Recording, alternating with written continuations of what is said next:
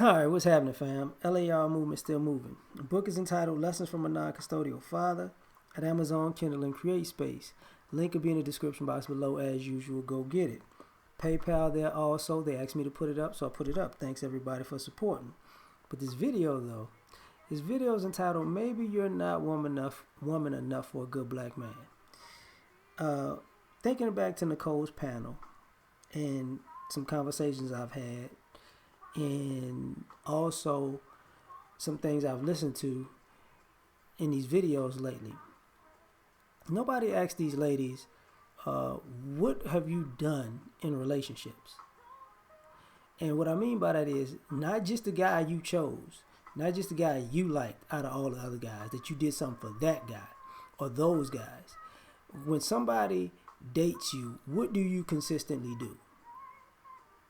And because, ladies want to be in healthy relationships and they want to be married, and people skip forward to what do you bring to the table, but without asking what do you do on a regular basis.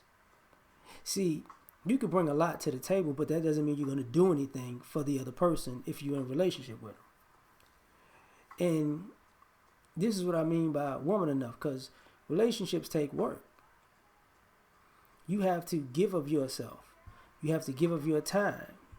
You have to be invested in another person, mentally, emotionally, spiritually, financially. And the more and more I was listening to this week, I realized, and I've said it before, that our women's culture is off with, it's beneath women to do something for a man. And and our standards are so low. Are you gonna cook? No. Are you gonna clean? No.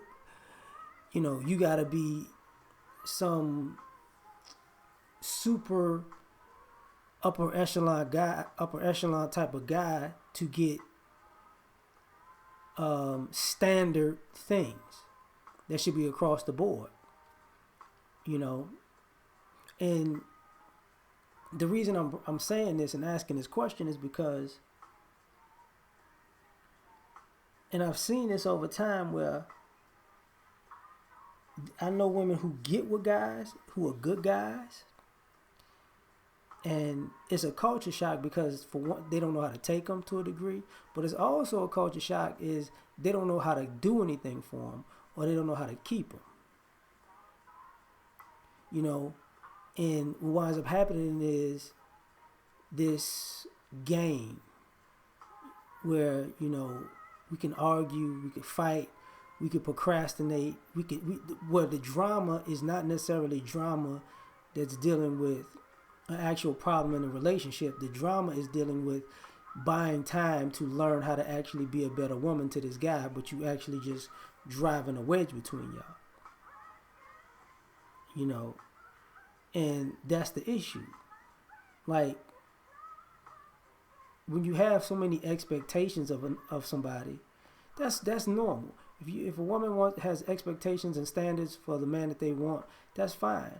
But to be so arrogant or angry about these guys having expectations and standards, it's a little bit, it's off. It's off. And the problem with that being off is, not knowing how to keep a guy. And thus, this rise of when people are talking about, the hoes is winning and side chicks is women. That was a couple years ago, basically. But to now, this is why, to a degree, they have so many side chicks nowadays. Is because if you talk to these women, they don't want to keep a man, and they don't know the first thing to do to keep one.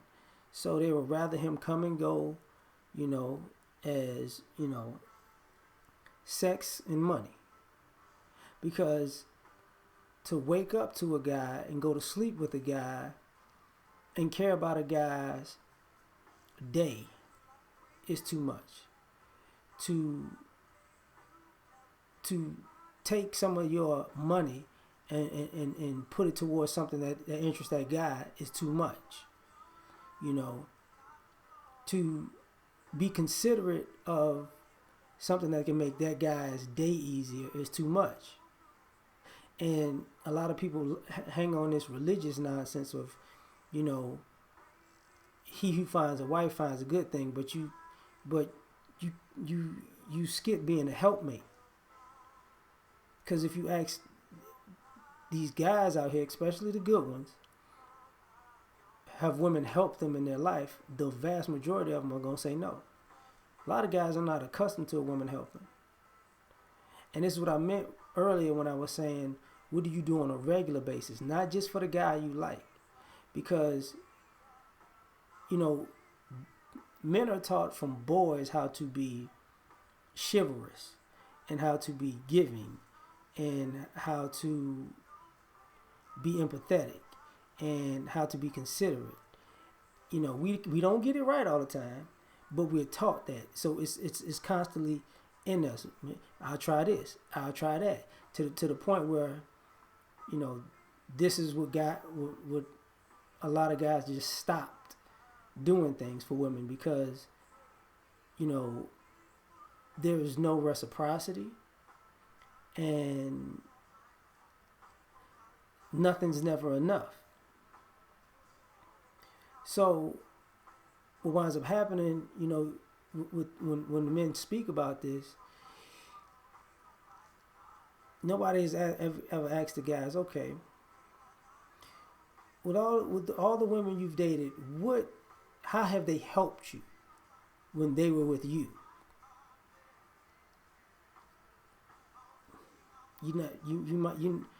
A lot of y'all not gonna like the answers y'all hear. And I remember this because years prior, and this is the difference between, I was talking to a person, and, you know,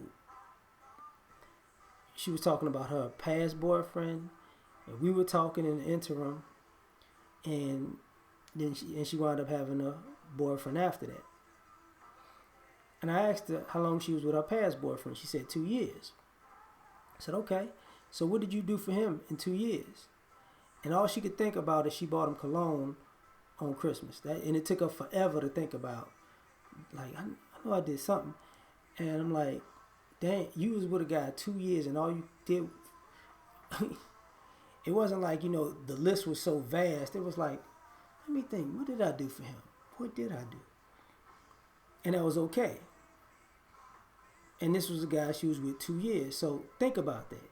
Now, me, when I heard this, I was like, okay, I'm not going to get anything dealing with this young lady because obviously she doesn't know how to treat somebody. And then it was a guy after me that she chose. Now, she was able to do whatever for that guy, but guy wasn't a good guy. She knew that though. He was fun to be around, I'm guessing. But she knew he wasn't a good guy. And here was the thing. When I first met her, you know, all black men are dogs. All black men are mean and evil. But the guy she was with did a bunch of stuff for her, but she didn't do anything for him, really. Me, she was all, I'm bitter, I need to open up kind of thing, and it's going to take time. And I'm like, all right, whatever, I ain't finna worry about all that, because you ain't going to do nothing for me. You just going to stall. No problem.